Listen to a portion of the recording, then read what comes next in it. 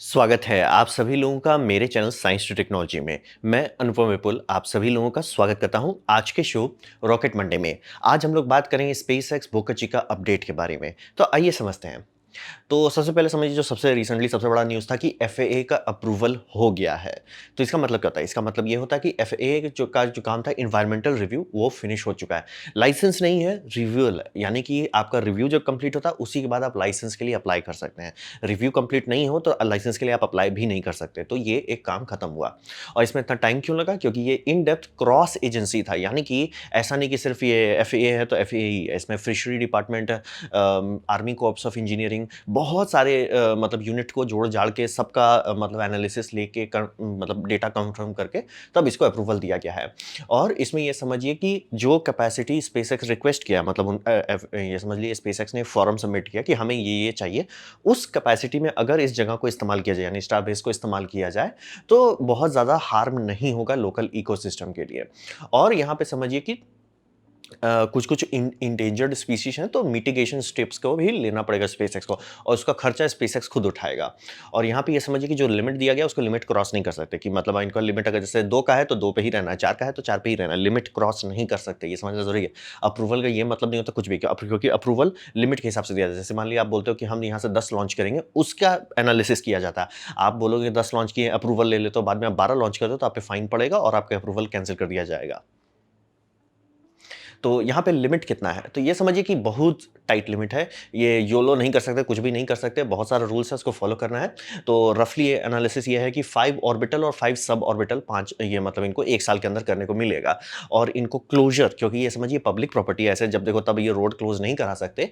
ये 500 आवर्स इनको 1 साल में अलॉट किया गया है और 300 घंटा इमरजेंसी बफर के तौर पे एनोमली होने पे यानी कि बूम-बाम-बड़ीम हो जाए या डिले हो जाए किसी वेदर इवेंट के चलते या कुछ एक्सीडेंटल हो तो उसको क्लीन अप करने के लिए, डिले को मैनेज करने के लिए, बूम बम ब्लीम संभालने के लिए इनको 300 आवर का एक्स्ट्रा टाइम दिया जाता है। मतलब 500 का अलॉटमेंट है, उससे कोशिश करना नहीं निकलना है। अगर निकलते हैं तो वो 300 से कटेगा, 300 क्रॉस कर जाता है तब खतरा में पड़ जाएँगे। तो यही है इनका लिमिट। और यहाँ पे ये समझिए कि इनके पास जो एंडेंजर्ड स्पीशीज़ बहुत सारा है इस जगह पे। तो इनके पास समझिए 545 पेज का बायोलॉजिकल ओपिनियन डाला गया है। वो मतलब इनको फॉलो करना पड़ेगा, उसमें जितने रूल्स हैं सबको फॉलो करना पड़ेगा। उसमें है कि सेफगार्ड एंडेंजर्ड स्पीशीज़ कहिए क्योंकि आप इतना बड़ा एरिया का रिस्पॉन्सिबिलिटी उठा रहे हैं, इसको सँभालना भी आप ही को पड़ेगा। तो लिमिट बहुत ज़ोर का है, कुछ भी नहीं कर सकते।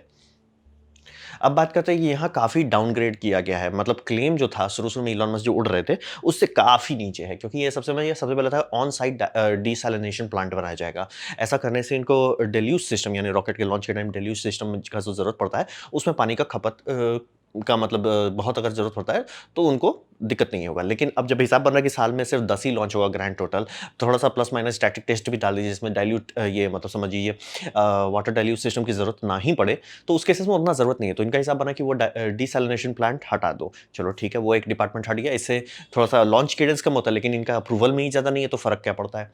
फिर इनका एलएनजी रिफाइनिंग प्लांट को भी हटा दिया जा रहा है। मतलब प्लान था, उस प्लान को कैंसल किया जा रहा है। एलएनजी रिफाइनिंग प्लांट को कैंसल इसलिए किया जा रहा है कि रैप्टर में इतना डेवलपमेंट हो चुका है कि वो शुद्ध एलएनजी को ही यूज़ कर सकता है। बात है कि एलएनजी काफ़ी प्योर होता है, मतलब मेजॉरिटी कंटेंट उसका मीथेन ही होता है। लेकिन रॉकेट के लिए और प्योर चाहिए, जैसे कि होता है ना कि आपका केरोसिन ही रॉकेट प्रोपेलेंट है, लेकिन केरोसिन को बहुत साफ कीजिए तो वो बनता है जेट प्रोपेलेंट 1 जो आपका प्लेन में जाता है और उसको बहुत ज़्यादा साफ कीजिए तब वो बनता है आरपी 1।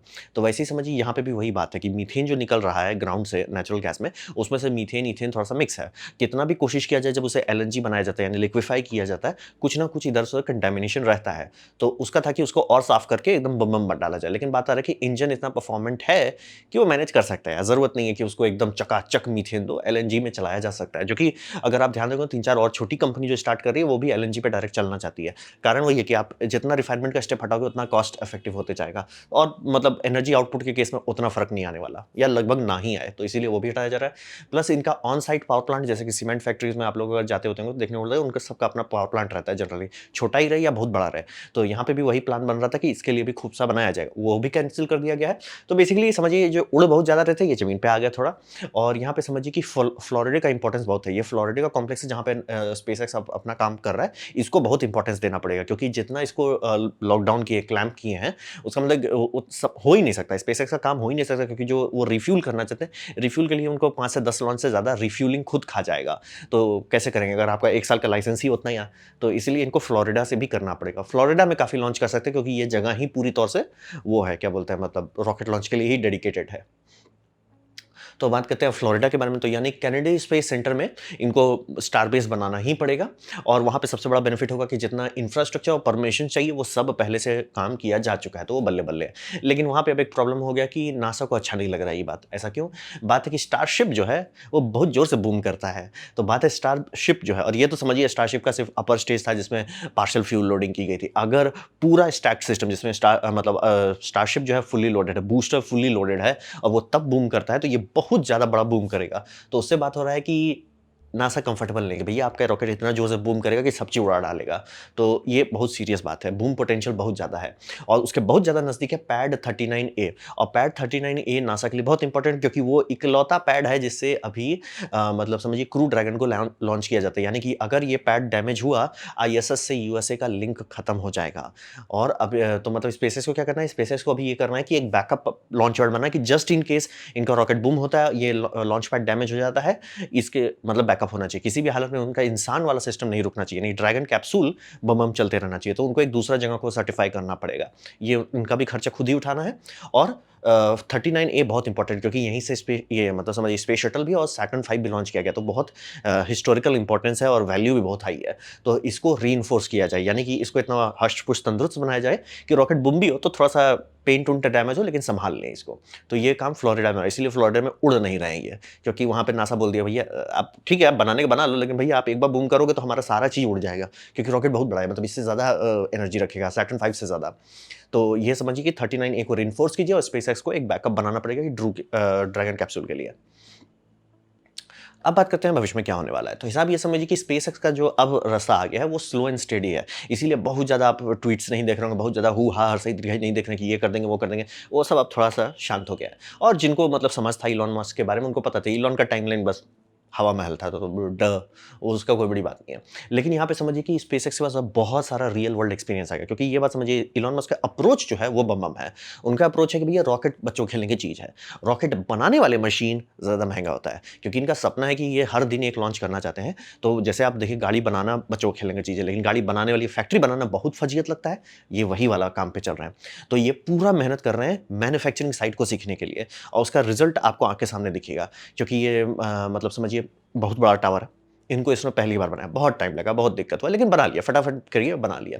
और आप इसका देखिए फ्लोरिडा में ये जब टावर बना रहे हैं, तो बहुत जल्दी बन रहा है, बहुत आराम से बन रहा है और टाइम पे चल रहा है। ऐसा कैसे हो गया भाई? यहाँ पे एक टावर बनाने में इनकी बैंड बज गई, टाइम लग गया, पैसा भी लग गया, और यहाँ दूसरी बार बना रहे हैं, फटाफट हो जा रहा है। ऐसा कैसे? क्योंकि यहाँ पे जब बनाए तो सीख लिए कि जब टावर को जब सेक्शन में लगा के आप बना रहे हो, सेक्शन को आप ऊपर उठा के लटका दोगे, तो सेक्शन कंप्लीट क्यों नहीं कर दो? क्योंकि जब इसको बनाया गया तो सिर्फ फ्रेमवर्क था। फ्रेमवर्क के अंदर जो पाइपिंग होती है, जब ये फ्रेम कंप्लीट हो गया तब पाइपिंग किया गया। इसमें अब हिसाब लग रहा है कि भैया ये फ्रेम सेगमेंट सब बहुत बड़े-बड़े हैं, 5-6 सेगमेंट्स ही होता है।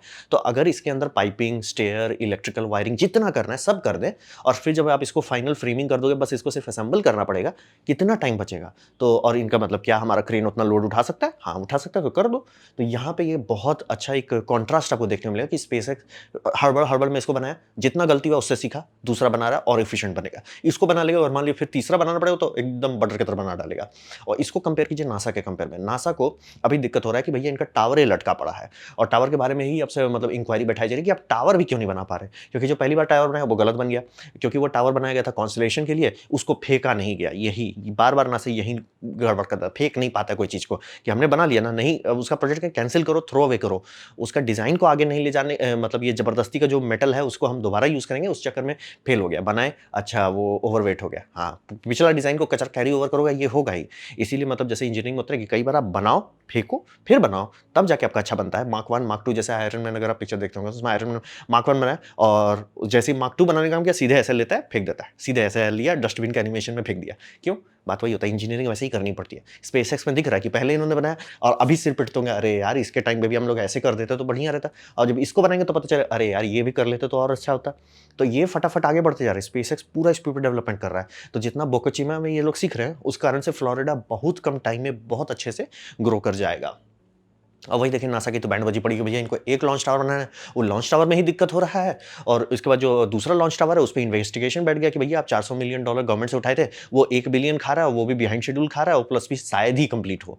तो ये एक बहुत सीरियस मतलब कॉन्ट्रास्ट बहुत अच्छा है देखने के लिए कि गलत तरीके से चलने पे आप पैसा लेके भी डुबा दोगे और सही तरीके से चलने में कम पैसे में ज़्यादा स्पीड से काम कर पाओगे। तो ये बहुत अच्छा हम लोग का इंडिकेशन है कि स्पेसएक्स सँभाल लिया है अपने आप को कि भैया हम गलती करेंगे, सीखेंगे, समझेंगे, आगे बढ़ेंगे। और इसी कारण से तो इतना आगे आ पाया, बाकी सब लोग गोल-गोल घूमते रह गए, ये आगे आ गए। तो ये था मेरा प्रेज़ेंटेशन बोका चिका का अपडेट के बारे में। उम्मीद करता हूँ आपको अच्छा लगा हो, कुछ सीखने मिला हो, कुछ समझ में आया हो। अगर ऐसा है लाइक कर दें, दोस्तों शेयर कर दें, उससे मेरा काफ़ी भला होगा। नहीं अच्छा लगा, नहीं पसंद आया, कोई बात नहीं, आप डिसलाइक दबा सकते हैं। मैं कहूँगा डिसलाइक 2 बार दबाएँ, उससे मुझे पता चलेगा कितना नापसंद हुआ है। मैं आपसे कहूँगा कि कमेंट लिखें, मैं हर कमेंट को पढ़ने की कोशिश करता हूँ।